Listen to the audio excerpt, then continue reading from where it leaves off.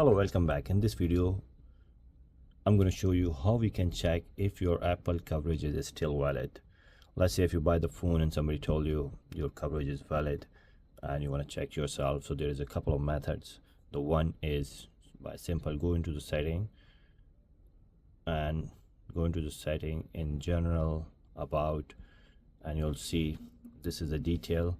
You can get the IMEI number from the down and put that IMEI number into the Apple website and you'll get the coverage. And the other one is when you go into the journal, you see that tab. Look at this.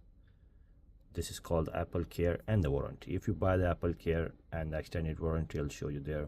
So just click that tab and it will let you know iPhone coverage expired. If it's valid, it'll show you some kind of date, time, when it's going to expire and when is you can cover. So normally it's a 12 months, but if it's not, then you can go to the website, Apple website, and check it.